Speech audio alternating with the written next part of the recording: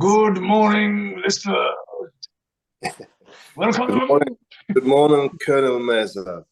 Yeah, you're listening to Ammar and Jalf. live on our weekly radio show on And, Spikes FM. and each week we'll bring some views, news, and one or two clues from the business world. Asian Business Connections aims to connect, support, and promote the Asian and wider community. And we'll be talking shop quite literally and not just corner shops. Whether you're looking to start a business, have an existing business, or you just want to talk business, we can help. We can't help. We can't help. No. Yeah. So it's 11th of the 11th. Jeff, what do you think? Have you seen me in this one? You're looking very smart, Ammar. Have you seen this uniform? This is my service dress. Cool, you know. Which shop do I get that from? Yeah, I'll get you one. No problem. Yeah. No, it looks really, really smart. It's amazing attire. Yeah. I'm very proud of it. I feel incredibly honoured and privileged to be wearing this. And you should be. Yeah. I was with my regiment yesterday.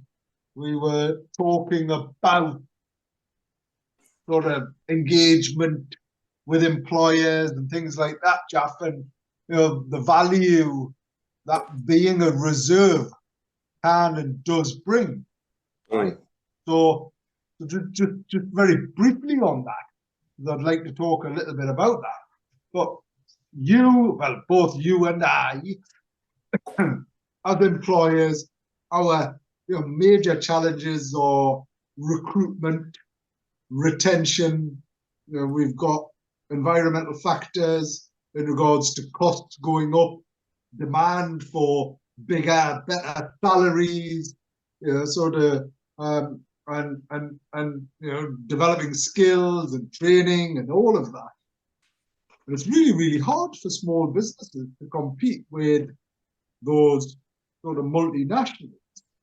And immediately you can see lots of people sort of being poached, attracted, whatever you want to call it, by the likes of Amazon and all of these other seasonal large players, because Christmas is coming, they need packing, they need whatever, and that short-termism that is in people's heads. Oh my gosh, right, they're offering me £20 an hour, but actually, come January, you're not going to have a job. Anyway, that aside, being a reserve and working with the so from a staffing perspective, your staffing perspective, Jack, right? If you were able to say to your staff, look, guys, girls, you may want to consider being a reserve, right? And in doing so, because all of the reserves get paid, right? The same as being in the army. Really? Yeah. So what do they do during the time they're a reservist? So you commit to sort of, as a reserve, you commit to like 40, 50 days per year, made up of sort of daytime, weekends, and an early evening, so 5 till 7 p.m. Once or twice a week, and then you might go away to a camp or two, is what you might do. But all of that time you get paid, right? As an employer, you're developing those skills. Now, statistically, those individuals who are reserves, right, they are more healthy and sort of their well-being is more significant because they are developing their personal skills, they're developing their professional skills, and they're adding so much more value to an employer. Now, from a employer's perspective, they're getting paid there. It's a second income, great from a sort of a cost of living crisis. They're developing skills. Reserves turn up on time. They're committed. They're less likely to be off sick and take sick days and all of that because of that extra curricular activity. And from an employer's perspective, you're doing something positive, good. They're a reserve. They're developing their skills, and all of that. And quite frankly, it's a win-win scenario. So there's a question as to why you wouldn't do it. And for those part-time staff that can commit more because they only work part-time, well, it's a great opportunity because it subsidizes their income and all of that. Yeah, I mean, it makes a lot of sense, and yeah, it's a very, very interesting setup that they have created.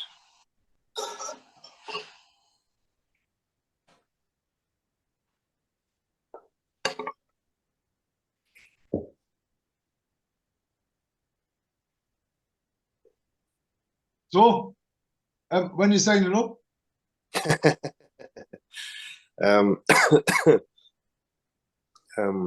Well, I think it's quite an interesting question, isn't it?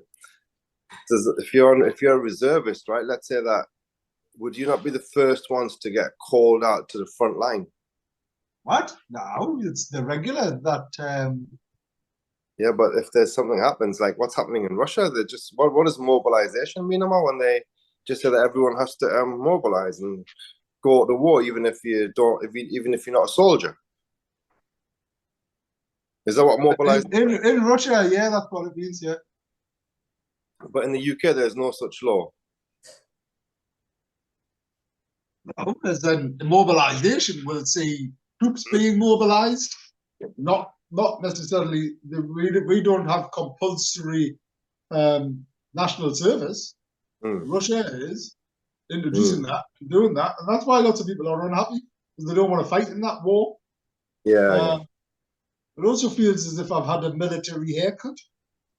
The barber must have known yesterday as I. What's a reason, Ammar, for that kind of haircut? Well, that's just like the barber like taking the mickey out of me, isn't it? No, but I'm just saying the military, the short hair. Oh, right. No, well, nothing, things have changed, but it's more around.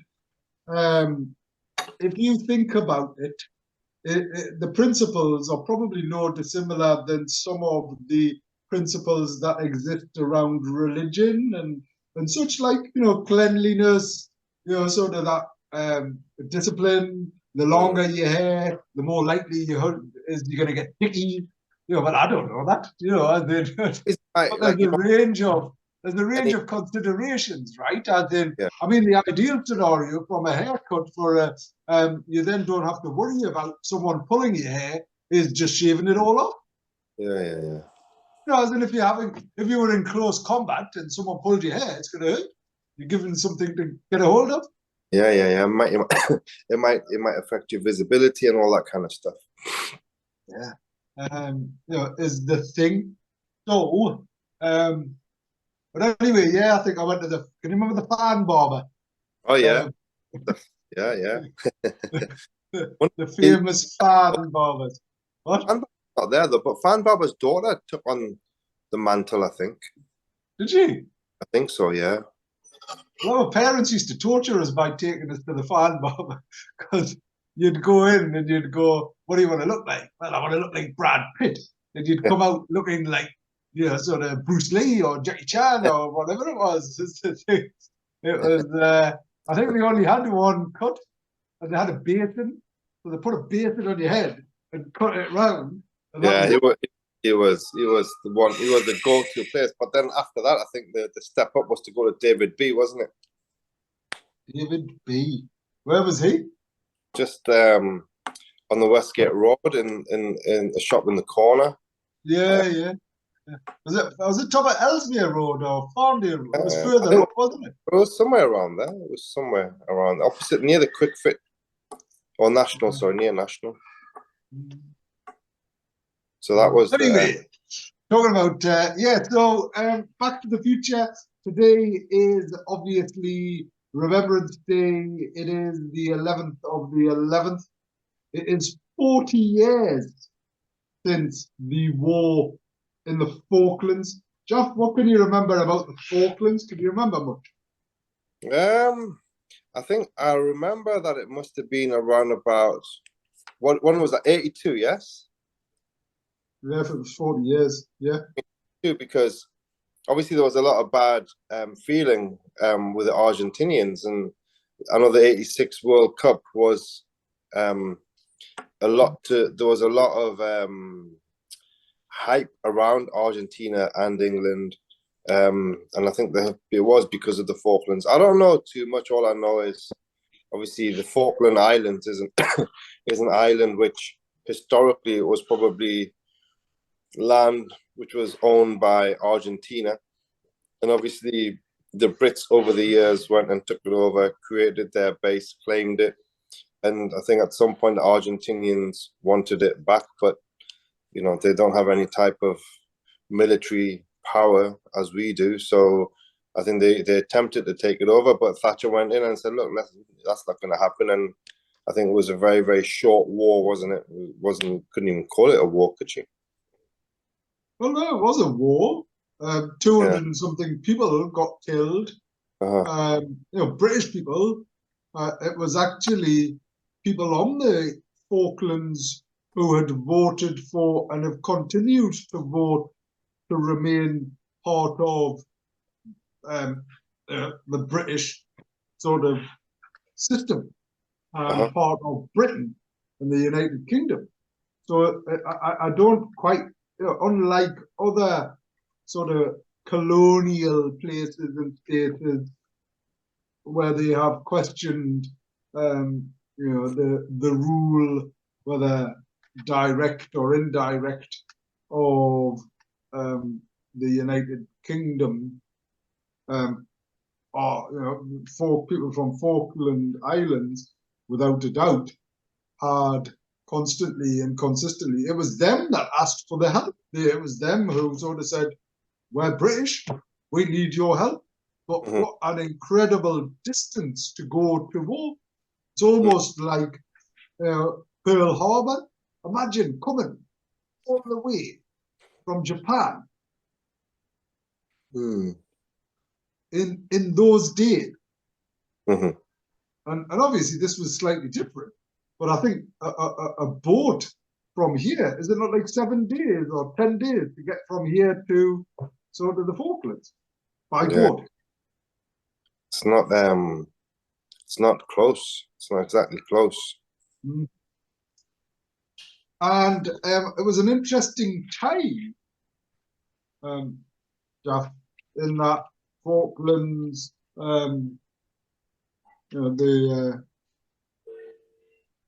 it's an interesting time because I'm sure there was a bit of a recession,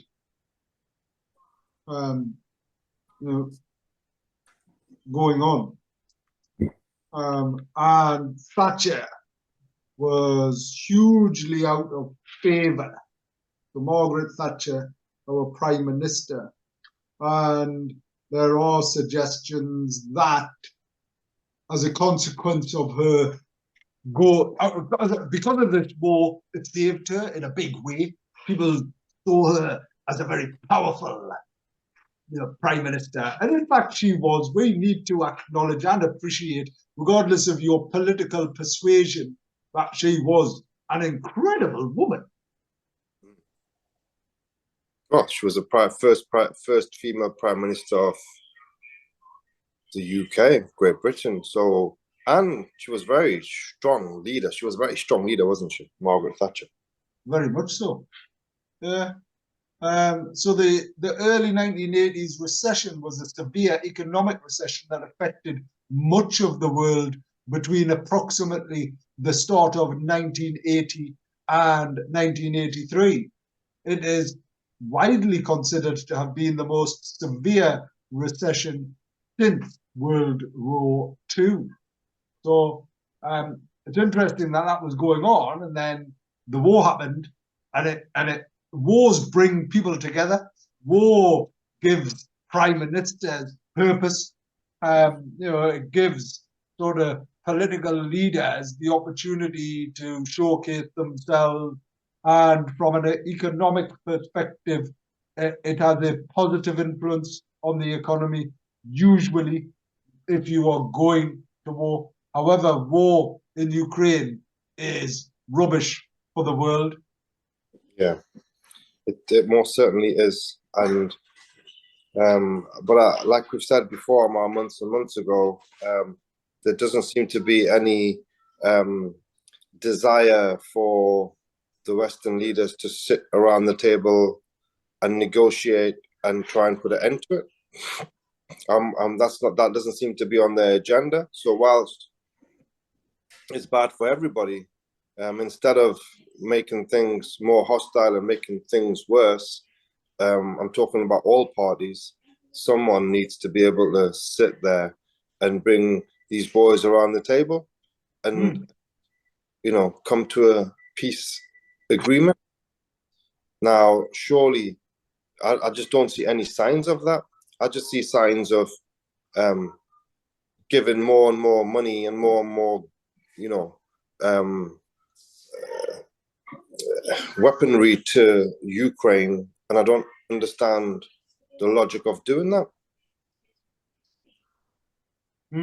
Obviously, it's to counteract what the Russians are doing, but who's actually sat there and said that, look, we need to sit down with you, the Russian government, and we need to put an end to this war, because we seem to be all suffering, whether it's genuinely because of the war or not, or whether it's because there are exploitative measures taken up by a lot of different companies. Either way, we're suffering because our costs are going up.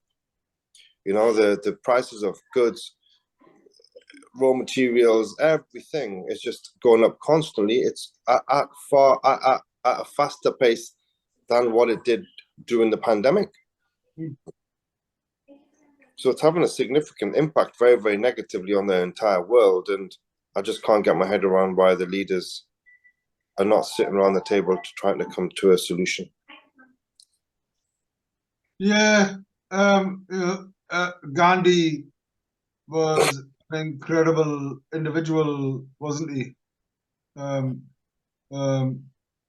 As were all of the various sort of leaders from the that particular era in the 1930s and 40s. There was significant individuals from Bangladesh, from what is now Bangladesh, from India and Pakistan, who had done an incredible amount of things. And the relevance to this point that you're making, Jalf, is that I love the quote, "An eye for an eye only makes people blind." Yeah. So why in this day and age are we not sat round a table, right, and trying to resolve things in a way that allows for resolution and devolution and de-escalation of the challenges that are affecting everybody? That is the that is the duty and the responsibility of the leaders that we've put in power. Supposedly we've put in power, but that's not the case in many instances. That they should be representing the country and the best interests of the people, and they're certainly not representing that. Certainly not saying that, yeah, let's go and sit around the table, because it's affecting all members of our members of the public. And diplomacy, that's their job, that's their skill set, that's their area, and that's what they should be doing, regardless of how much you don't get along with a particular nation. They might be your enemy, but you still need to sit around the negotiating table for the best interest of the world overall. And I just can't get my head around how that's not happening. I can't get around how the likes of China or even India, other nations, aren't acting as middlemen, if you want to call it that, to sit and try and broker peace deals. Nothing's coming out from anybody, Ammar, and I think that's really worrying. Yeah, it's as if there's the significant issues and challenges that are compounding everything and everyone, and everyone's looking for problems rather than solutions, it feels like. I think there's a lot of things going on which, in terms of the political, economic landscape, I think there is this whole situation with BRICS, which is Brazil, Russia. I think it was initially began with, they probably changed the name. It was Brazil, Russia, India, China, and South Africa. They formed an allegiance to create a new economic world order. No, it wasn't. It was an economist who had come up with that actual. It was actually an economist who would come up with that the acronym association, like that acronym. But I think it was because at the time it was the fastest growing economy or economies of the world. They then did form, as you say, a bit of an alliance, but not a significant one. So it was more of a description is what it was. Yeah, but I think, Ammar, there is a bit more gravitas towards that becoming a significant organization, because there's a lot more countries that have put their names forward to be a part of that. I think we could maybe hope that whilst the world leaders get together in the G20 summit, which is in Indonesia, I think within the next 2 to 3 weeks, you hope that whilst they're all there under one roof, I think Vladimir Putin himself is going to be there.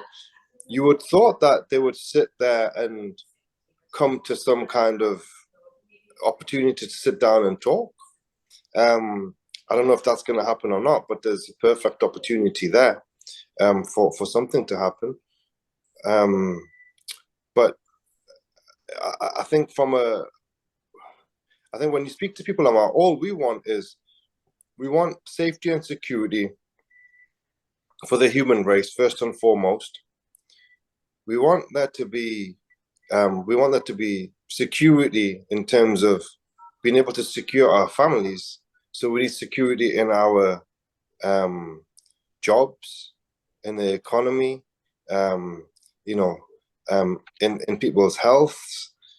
And we've had no type of stability for 3 years, and it's just life goes on, but behind the scenes there's like a black cloud over our heads, isn't there, Ammar? In terms of we're trying to forecast what to do in business in the next 3 months in the next 6 months, and one decision by one of these world leaders can completely change our livelihoods in a second, and that's just not a nice position for us to be in. Well, it's incredible the impact that, as you say, someone's decision, action, or inaction can have.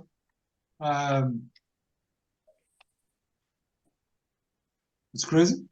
Yeah. So anyway, let's hopefully the world leaders hopefully they will get together and give us some positivity in the next few weeks or so.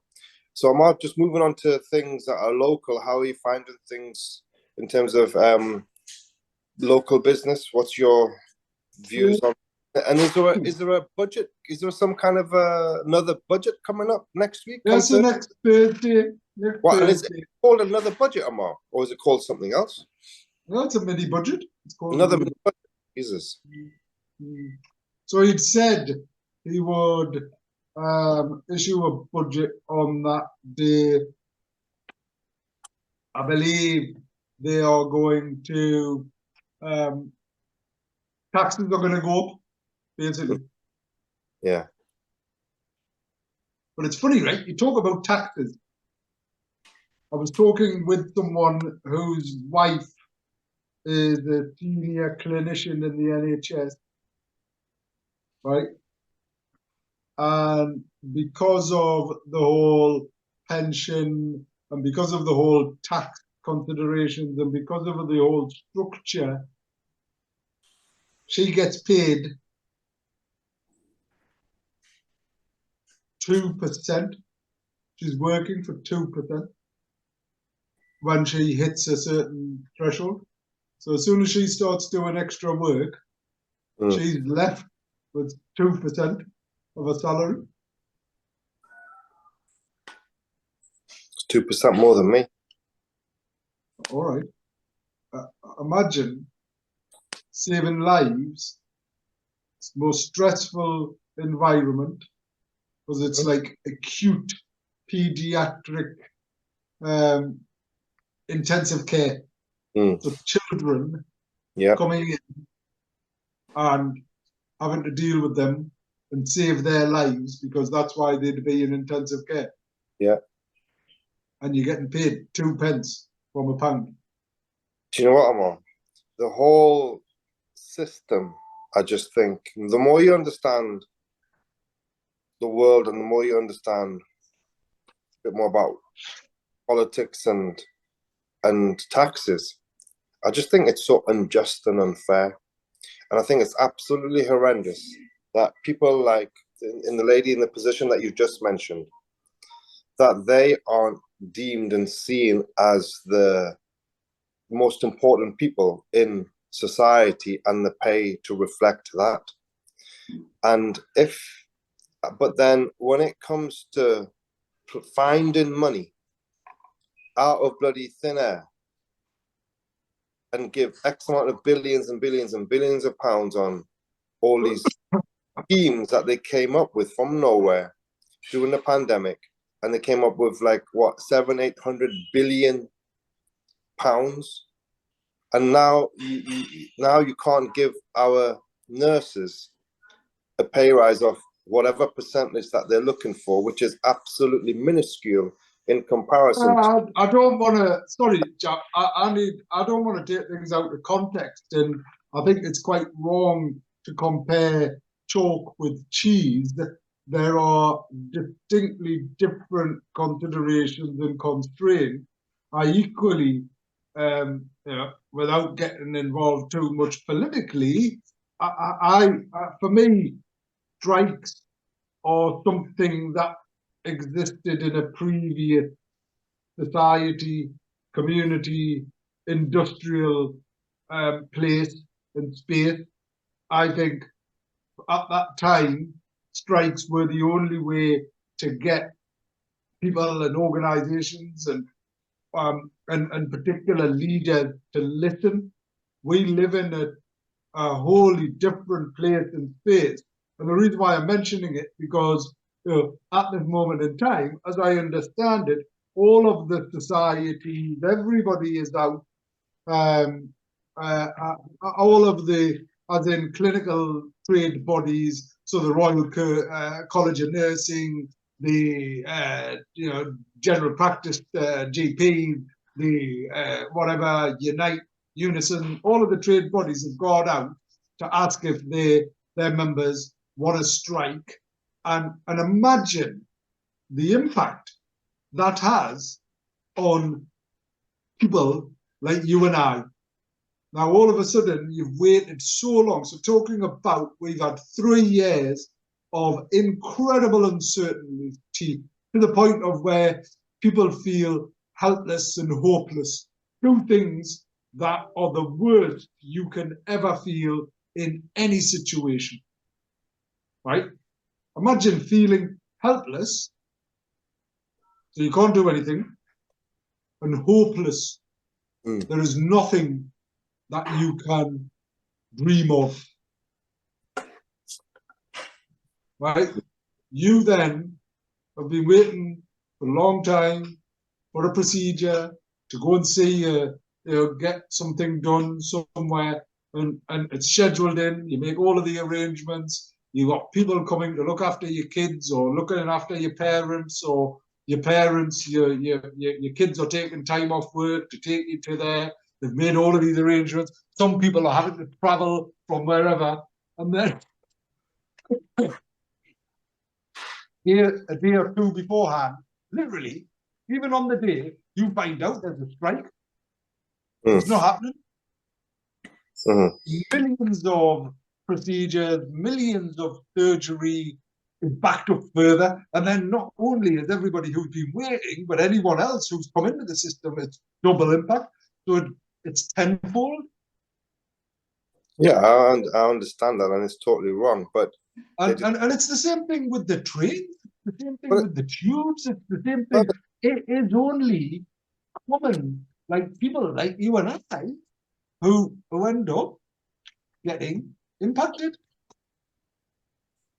Yeah, I mean, look, a lot of things are not right, Ammar, but look what they did in the pandemic, though. They just closed off everything, and was that necessary? I don't think so. And what about all the cancer treatments that people were missing at that time? It's just there's been some really, really horrendous decisions that have been made over the last 3 years, and we're still suffering the consequences. And until things are put back in place where there is like real, honest leadership in our governments from the top all the way through, and it's in the best interest of the people first, and not corporate organizations, I don't think we have much of a healthy future, I'm afraid.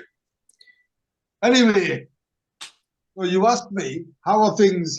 Well, interestingly, here's some temperature check, or thermometer, or business temperature, and things like that.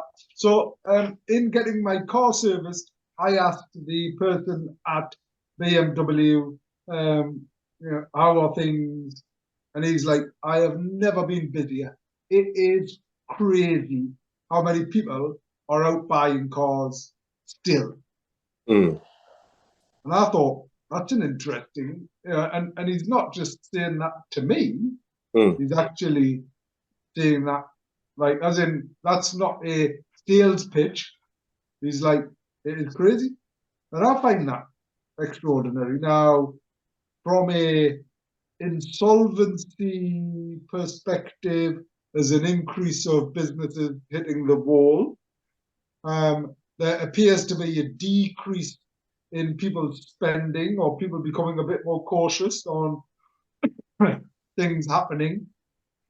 But then conversely, if you look at particular sectors, they're thriving, they're still thriving.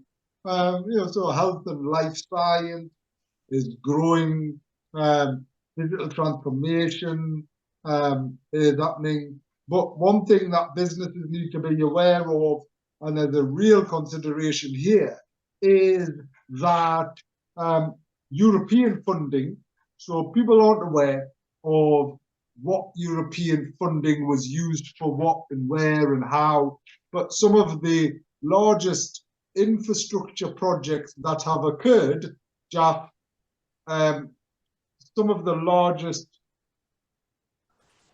infrastructure projects that have occurred came about because of the support from European funding. Right? So a lot of the developments, a lot of like major things, investment, and then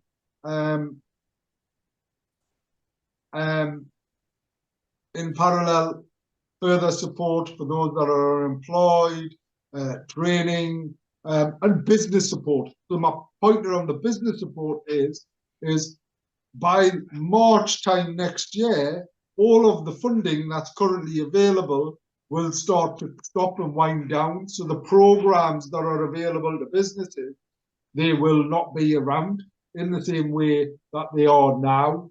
So if you get the chance to, and it's absolutely critical, if you get the chance to connect and access support and validate it, because not all business programs are good. But have a look at testimonials, have a look at how relevant it is to you, have a look at what value you're going to get from it. But my suggestion and recommendation is businesses should be seeking as much support as they can before it's too late. And that's really, really important. Get the right support at the right time is what I'd say. But how many people are genuinely aware of the support that are out there for little businesses? Because I'm not aware of anything, and I don't know of any peers have ever approached me and said that, oh well, there is access to this funding for A, B, C, and D. And I think we've lost a bit of faith in the funding that was there to help support businesses genuinely and make a difference to the local economy. The last time I can remember any type of funding of any significance, Ammar, was, I think it was called Business Link. That's going back a good few years, where we managed to get access to some funding and get some really good consultants on board to help with strategic business planning and creation of concepts, website development, and this and that. And that was kind of real, genuine support that made a difference. In recent years, I don't know of anything. And when you look at funding, you just think that, oh, actually, it's probably not even worth the headache trying to get anything because of the paperwork that's necessary to access something, you know, quite small. So you kind of just say to yourself, nah, we just have to get on with things ourselves and deal with the business individually and independently, because the funding's not really, doesn't make a significant difference to the business, especially the European ones. I know that there's been a lot of funding utilized by the councils and stuff, like you said, to access the roads. And if you change the road and you put a cycle lane on it, you would get all of that paid for by the European funding. But I don't really know what benefit that's done. The city councils looked at it and said, yeah, we can get some money off the Europeans. Let's change this road and put a cycle lane on, destroy the road. No cycles are on it, but they've only done it because they've got the funding. So sometimes, Ammar, I think, well, funding can and does drive poor behaviour, and I agree. You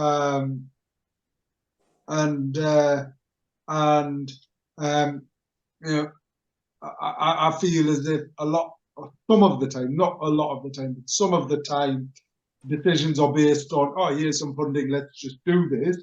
If you take, for example, Gosforth High Street, where those lanes were introduced, they've been reversed now, haven't they?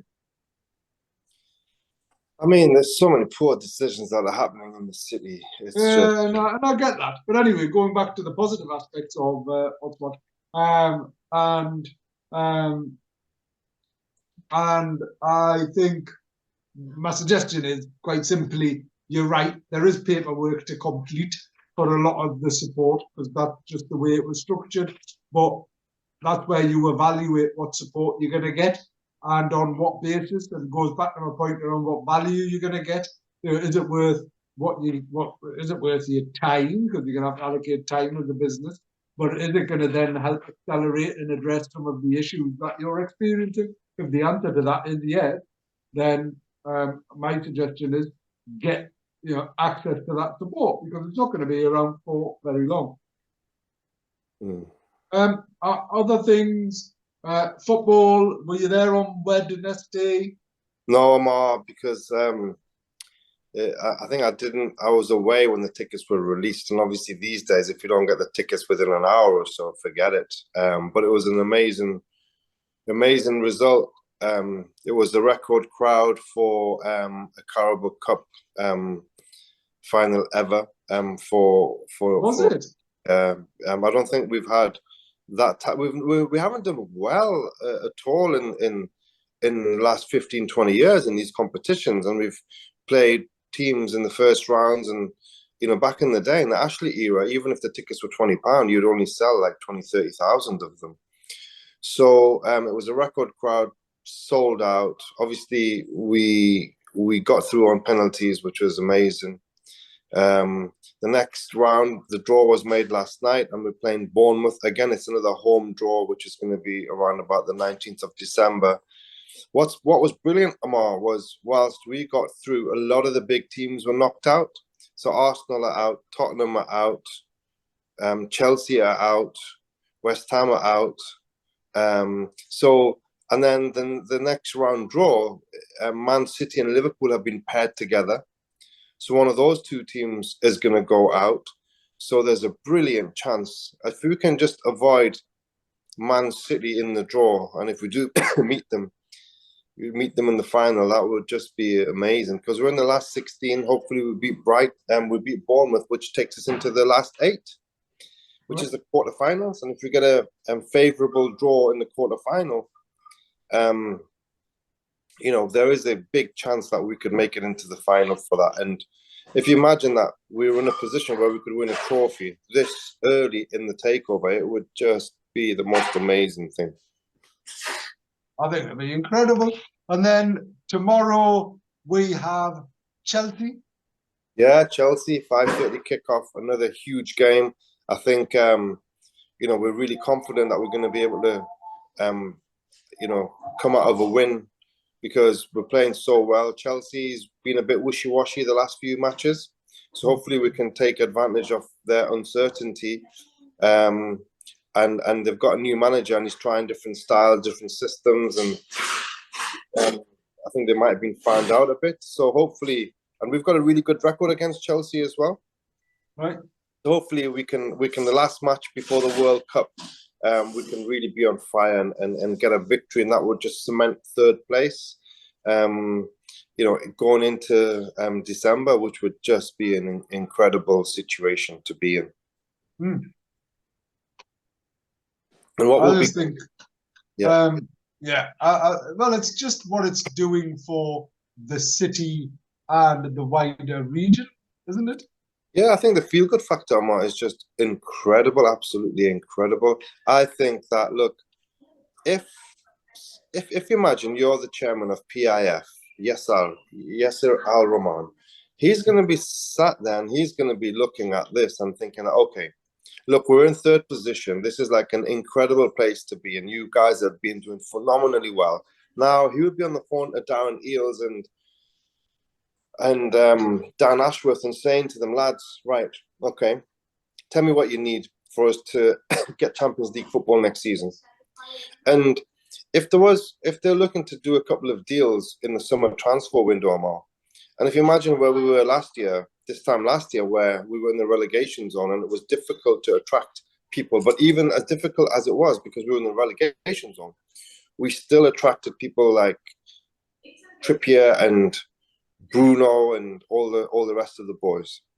If we were to get 3 or 4 top quality players to enhance the team and just lift the team up to the next level, to make the top 4 challenge more significant, I think that they're going to have the backing of the chairman. And I think that if we can have a stronger second half of the season, imagine, that would just be phenomenal. That would definitely secure a top 4 position. So we're in a really, really great place. And if you imagine, Ammar, just think ahead to potential Champions League football in Newcastle. Imagine the weekdays on Champions League weeks. I mean, the amount of journalists and people coming into the city, it would just be phenomenal. It would be phenomenal. But then, saying all of that, Ammar, I had a meeting with the directors of Phoenix this week, and it was really interesting sitting with them, because they got so much knowledge on everything that's happening. And they said that they have some of their big clients and all of the corporate companies that they deal with, all the makeup brands and this, that, and the other. And if they're getting people coming in, from their head offices from around the world, and they come into Newcastle, he said that, look, we would like there to be nicer hotels, some really super duper outstanding 5-star hotels, because there is a increasing demand for that, and they felt that the quality and the level of hotels that we have in the city is not quite at the level that they could and should be, especially to host Champions League football and all of that stuff. So hopefully there's going to be a greater impetus and focus within the city to really elevate all of that stuff to the next level, so that the facilities are there to make us well equipped to be an international city. And that would be another great thing for Newcastle. Yeah, I think as a city, one of the things that I had seen was the fact that from a tourism perspective, it's considered as one of the top 5 destinations, and in some polls, the top destination. But let's not equally forget the rest of the region, in that it is a really big deal and an opportunity for us to showcase what we have more broadly.